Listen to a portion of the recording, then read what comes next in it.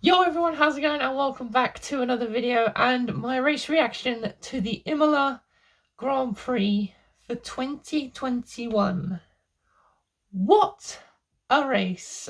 And if I'm being honest, obviously it was down mainly to the rain.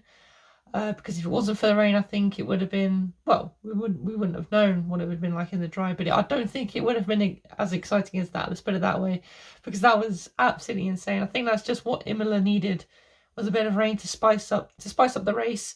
But nevertheless, incredible. Absolutely, from start to finish, the whole race was absolutely nail biting, on the edge of your seat stuff, and it was absolutely enthralling to watch. So I was so happy. I was so happy. Unfortunately, I was working, so I caught it up on highlights. But even the highlights, they more or less showed the whole race on Channel 4. So yeah, absolutely blown away. And I was really gutted that I didn't watch it live because yeah, it it was an absolutely brilliant race. I didn't get any spoilers or anything, but nevertheless, fantastic. This is why I love Formula One.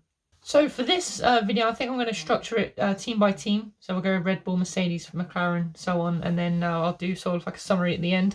So starting off with Red Bull then, obviously we'll start with the winner, Max Verstappen, who won the race by 22 seconds. And it has to be said, he had a pretty faultless race, didn't he? He got a fantastic start on Lewis, squeezed him out into turn one. And yeah, obviously he made that little mistake before the restart after, I think it was the second safety car. But apart from that, it was pretty much faultless. And I think redemption for what happened in Bahrain, obviously with Red Bull's strategies, and obviously what happened with the FIA as well with the whole track extension. But yeah, can't really say much else about it. Just a brilliant job for Max Verstappen, and for Perez as well. It was a bit different, wasn't it? I mean, he definitely didn't have a good weekend, and I don't know if I should say this, but it reminded me very much of an Alex Albon sort of drive. It was a little bit ropey, it has to be said. Obviously, he's still getting used to the Red Bull, and it's obviously the first time these guys have raced in wet conditions, moving to a new team. So obviously they've got to adapt and stuff. But for Sergio Perez, obviously he's very experienced, been in the sport a good 11 years, I believe.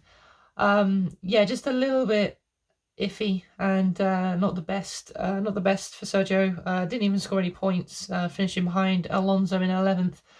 So yeah, not great from Perez, but Red Bull once again are there or thereabouts with Mercedes, and it's brilliant for the fans. So moving on to Mercedes, as you guys know, I am a Hamilton fan, and my heart was in my mouth at the start when Max pushed him onto the sausage curbs, and then when he went down the inside of George Russell, and then obviously went off. My heart was, I literally got off. I was like, what? Why has he done that? But yeah, I think we'll start with the start. So yeah, he was a bit optimistic, I think, trying to hold it around the outside of Verstappen. But obviously, you know, he's a racing driver. He knows that the Red Bulls are quick this year, so he's going to try and make the most of it on lap one. But yeah, unfortunately, he lost a little bit of the end plate at the start, but didn't lose too much time. If anything, he sort of gained it after a few laps went by. He started gaining on Verstappen. And then obviously he went down the inside of George Russell, trying to lap George Russell. And unfortunately, I think, if I'm honest, being a Hamilton fan, I am going to say he was a bit optimistic. I think making that move, going onto the wet part of the track, and I think it was a little bit of a worry for Lewis as well, because obviously going into that sector 2 as well, he would have been stuck behind probably George and all the other guys that were ahead of him that entire sector. And obviously it's a very narrow track, and it's a very difficult sector especially when you're following lap cars as well. So I think it was just a little bit of a desperation from Lewis, but very smart thinking. When he went into the wall, he was like, right, I'm not going to reverse and then just try and get away. I'm going to reverse onto the track. So he didn't then dig his tyres into the gravel trap, which was very smart thinking from Lewis. And then obviously after that made a pit stop. Obviously the red flag came out after the crash that happened with Bottas and George a little bit later on. And then yeah, it was just a brilliant comeback drive from Lewis, and you can't really fault him. And he also got the fast lap of the race as well, which is just incredible. I don't think anyone would have sort of had that sort of thought of to reverse onto the track. I don't know, maybe they would have done, but I think it was just really smart from Lewis. Now moving on to Bottas. It was a very, very weird weekend for Bottas.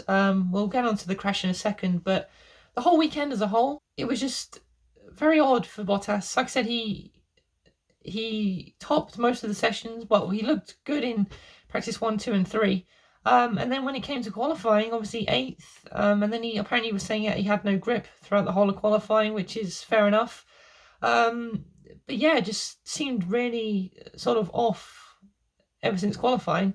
And then obviously the race didn't really do much in the race either. He was down in about 8th or 9th the whole race, obviously. And then obviously the controversial bit with George Russell. Personally, I don't think Bottas did anything wrong. I thought George sort of saw there was a gap, tries to go for it. Bottas did sort of come across, but I think there was still enough room for George to get through, and then Bottas started sort of moving to the left again. And I think it was just a misjudgment from George Russell. So, but then again, part of me thinks that it was sort of a racing incident. So I think I'm going to say it was a racing incident, but if I did have to blame a driver, I would say it was more George's fault than Bottas's. And I think George did overreact a little bit to the situation, but obviously, again, it's just passionate, and we like to see that in Formula One drivers. And yeah, there's nothing wrong with being passionate, but yeah, and I think he did say that in an interview or on Twitter or Instagram, wherever it was.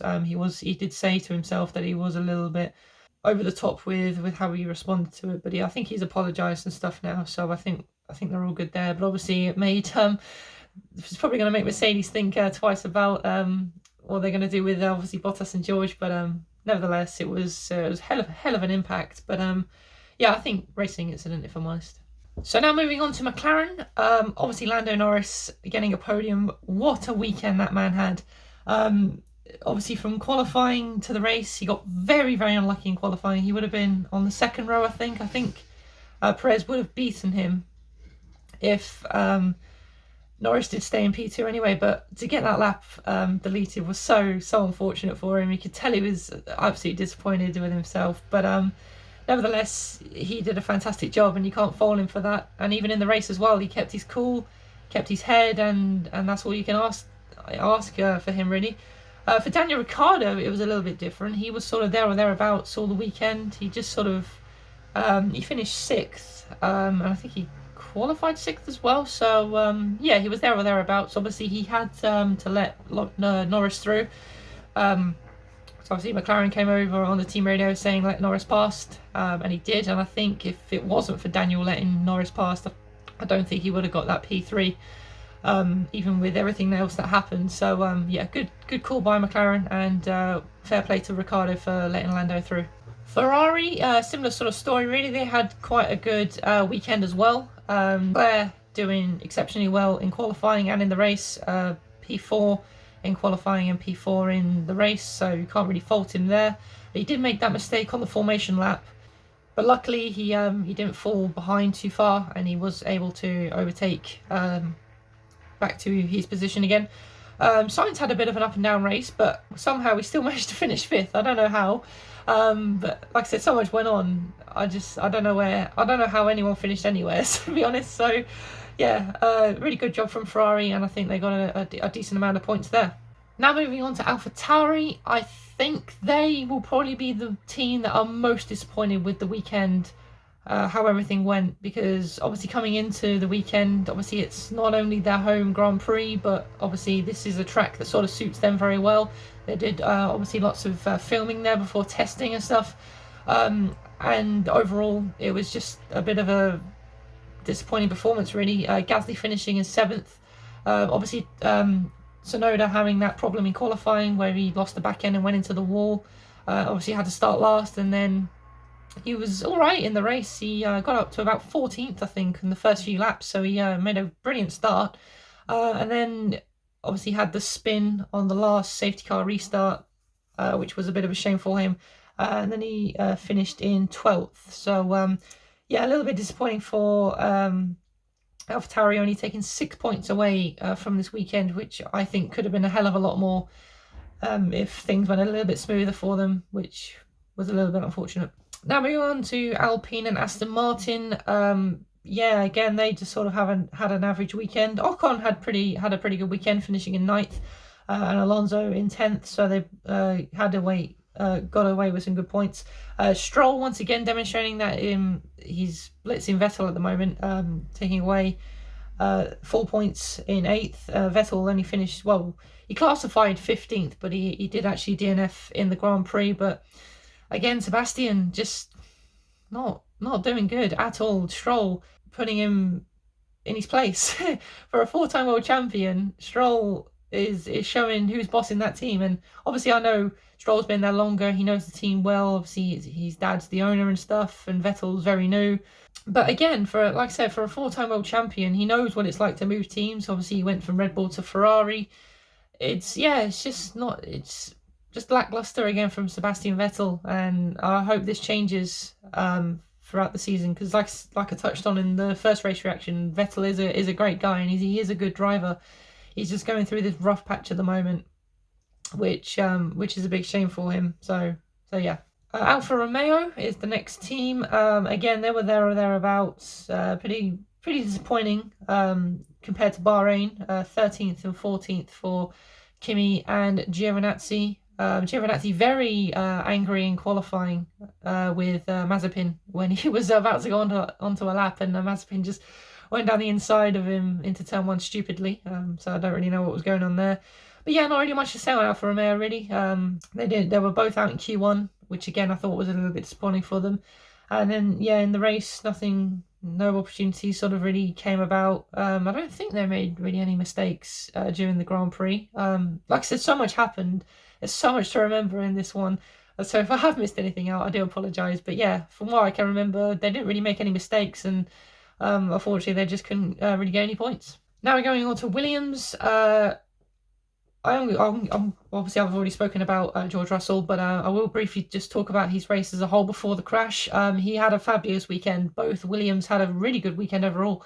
Obviously both making it through to Q2, and George, yeah, just had a brilliant race. And if it wasn't for that crash, I feel like he would have got his first points in that Williams. Obviously he has got his first points in the Mercedes, but from a Williams point of view, he hasn't scored any points with the team, and it's a real shame, because I think he was well on the way for really good points. And yeah, it was a shame what happened. And then Latifi, yeah, just had a bit of a stinker weekend as well. Obviously had the spin on lap 1, I think it was, and then rejoined on the track, and then sort of moved to the right hand side, and then Mazepin was there and sort of took him out. I don't know if Latifi didn't see him or he just wasn't looking, but either way it was yeah, not good from Latifi.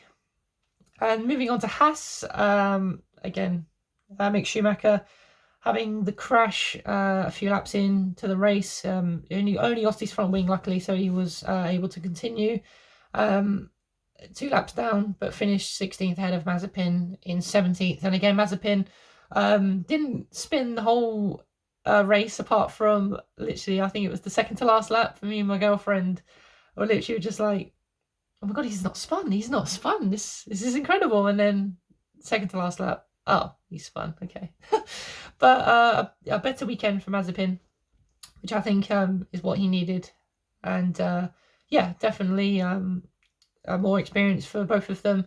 And yeah, once again, learning from mistakes, and you just got to bounce back, especially with Haas. Obviously, you've just got to sort of bring the car home, because that's all you can really do. And that car's not going to score any points this year, unless we have a more dramatic one than this weekend. But nevertheless, yeah, brilliant race, absolutely brilliant race. Literally for the whole field, it was absolutely brilliant. And I can't wait for Portugal in 2 weeks' time.